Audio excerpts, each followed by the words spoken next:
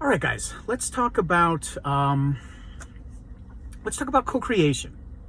What does that look like?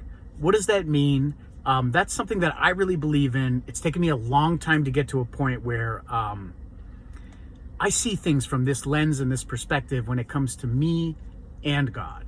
And so it took me a long time to get here. I've had to be a skeptic with a lot of things. I've been cynical about a lot of things.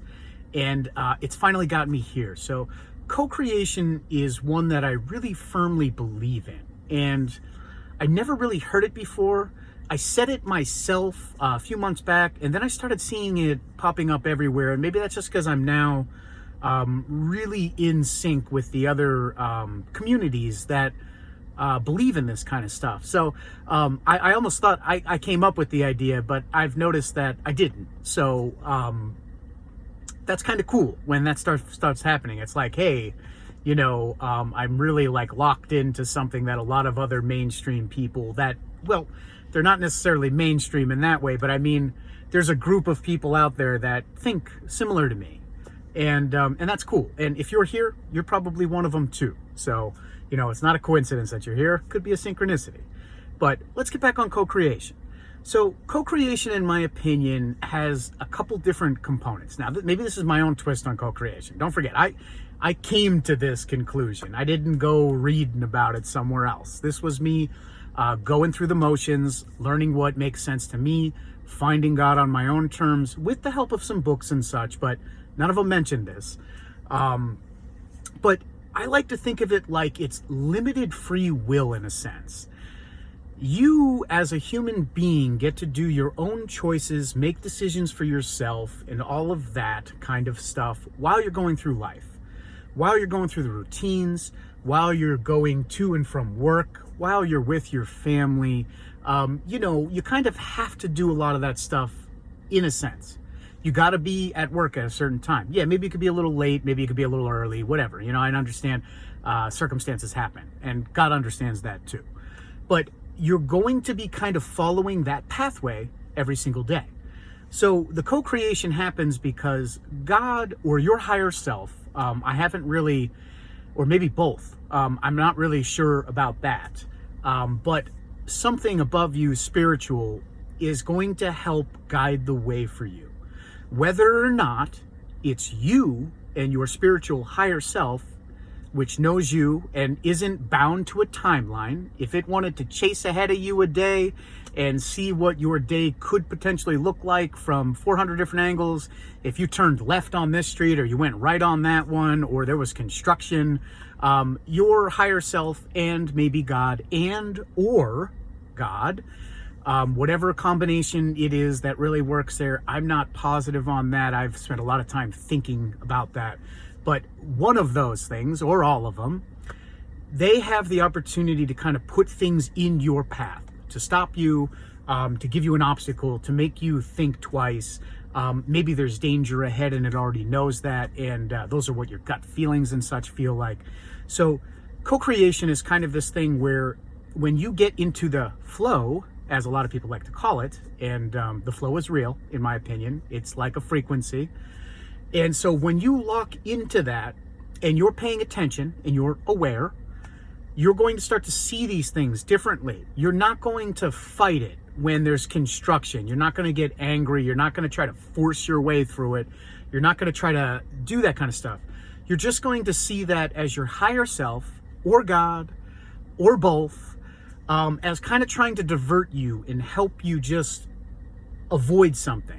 Maybe it's trying to get you to slow down so that you don't get into a certain situation or get to work too early or too late. Maybe there's somebody that's supposed to cross your path that maybe can help you, can shine some light on something, can answer a prayer for you.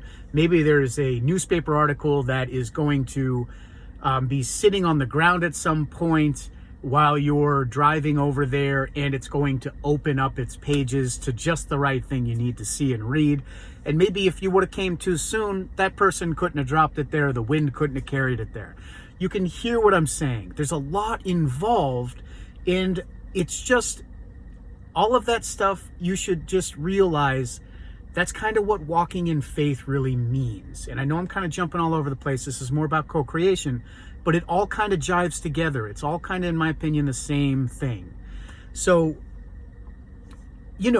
doing that and understanding that and walking in real faith is basically just trusting at some point that whatever's happening, whatever gut feelings you're having, whatever's trying to, maybe there's a technical issue or error on your computer, all of this kind of stuff is trying to help you in one way or another. And it could just be helping you figure out what patience means, right? Sometimes they're just very simple lessons. We sometimes overcomplicate them. We sometimes don't simplify them enough, or sometimes we don't go complicated enough, to really see what's there. So you got to be kind of sharp about some of these things, but at the end of the day, even if you don't want to spend all that time becoming fully aware and reading everything and oh my God, there goes a blue jay. What could that have meant? What is that telling me? I'm not suggesting that you don't do that. I think that that's fun. I think that that's magical. I think that that's half the fun of seeing God, right? Because these things start happening and they're beyond a coincidence.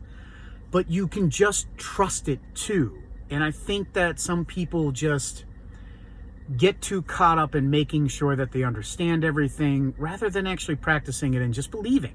I mean, faith is just knowing that God has your back, or your higher self has your back, or the universe has your back. Everything that you do. And all you need to do is show up. You need to do the things that you always do and keep doing. And so I'm going to go back around full circle here. That's how co-creation works. It's not fighting it. It's not struggling upstream. It's allowing. It's allowing things to unfold naturally in your life. And I think a lot of people forget about that. Like, you want to control it yourself. That's the human ego. That's you. That's the person everybody else sees. That's the person that wants control, okay? But there's a spiritual person too. That's your higher self. And he's connected to divinity, and he's connected to God, and he works with God, the universe, however you want to see that, and they work together. So it's like, trust the way that you have these feelings inside you. And I'm not going to go into too much detail on this, but we're in a very numbing culture. We're in a consumeristic, materialistic culture. So it's easy to be taking aspirins. It's easy to be taking substances. It's easy to dull your senses so that you can't even read your body anymore. You can't slow down enough to, get the signals, like those gut feelings of, man, this doesn't feel right. So make sure you're getting in touch with your body too, so you can easily read these signs and know. And you know what I mean? It's really, really hard to do that. So what I recommend is that you just trust it for now until you get there. Because, changing your life, changing your diet, changing, the way that you receive help, and all that kind of stuff. That could take you years, weeks, whatever. It's a lot of work. So you got to trust that. And so that's what I got on this as far as co-creation goes and limited free will. And, we could talk more about the limited free will, but I'll give you guys kind of just a quick taste of that. I don't think I really went into that too much.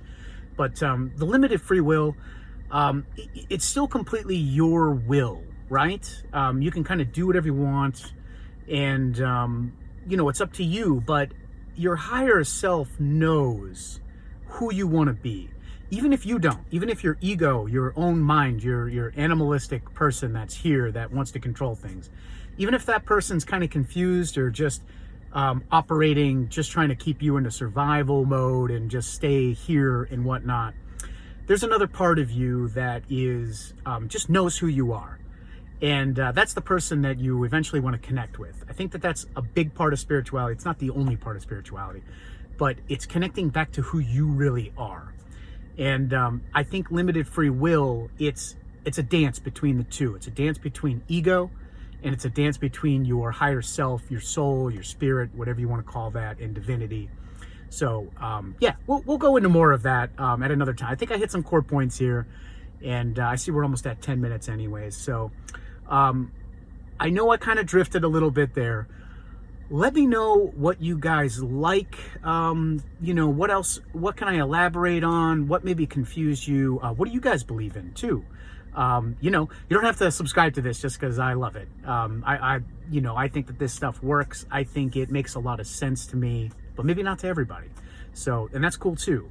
I'm just here to kind of give you guys another perspective so you guys can kind of just chew on it for a little while, reflect on it, and come up with your own conclusions, your own beliefs. So that being said, guys, thanks for being here. Thanks for listening. I hope that this was helpful for some people that are maybe trying to find something that makes sense. So that being said, I will catch you guys on the next one. Thanks for being here.